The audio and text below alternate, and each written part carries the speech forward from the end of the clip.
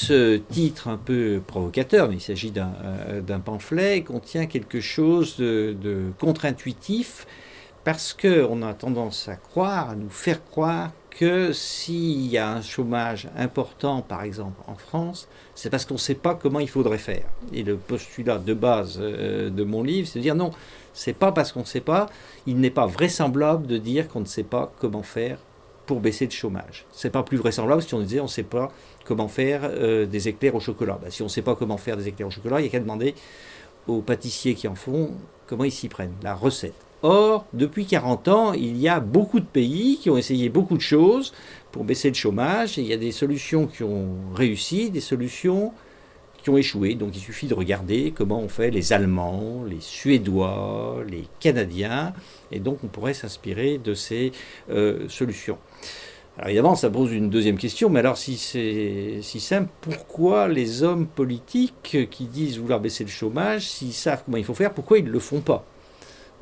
Effectivement, c'est une bonne question qu'on pourrait leur poser, mais on peut imaginer que les hommes politiques jouent sur un échiquier où ce qu'ils cherchent à optimiser, c'est quand même leur chance d'être élus et réélus. Et sans doute beaucoup pensent que si ils faisaient une réelle politique de baisse du chômage, ils risqueraient de perdre les élections, comme c'est arrivé à Gerhard Schröder en 2005, ou comme l'a dit Jean-Claude Juncker, on sait très bien ce qu'il faudrait faire pour baisser le chômage, la seule chose qu'on ne sait pas, c'est comment se faire réélire après. Donc la politique, c'est aussi un autre jeu.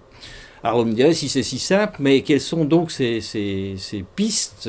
Il y a des pistes assez connues, étudiées sur la législation du travail, sur le temps de travail, sur le coût du travail, les impacts de ces différents éléments sur le travail et donc le taux de chômage sont à peu près connus. Donc ce n'est pas un sujet idéologique, c'est presque un sujet expérimental. Voilà, c'est le thème du livre. Alors, ce thème, effectivement, il est traité sur un ton un peu ironique ou humoristique, pamphlétaire, ce qui peut paraître bizarre parce que derrière le chômage, il y a un drame.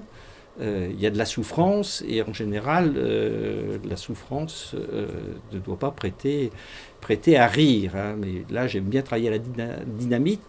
Mais ce qu'il faut bien comprendre, c'est que ce n'est pas les chômeurs dont je me moque. C'est justement, je voudrais essayer de leur rendre service et d'alléger cette souffrance. Hein. Et donc, c'est plutôt contre ceux qui nous donnent de fausses évidences que j'ai tendance à utiliser mon mauvais fond qui, en l'occurrence, est un peu remonté à la surface.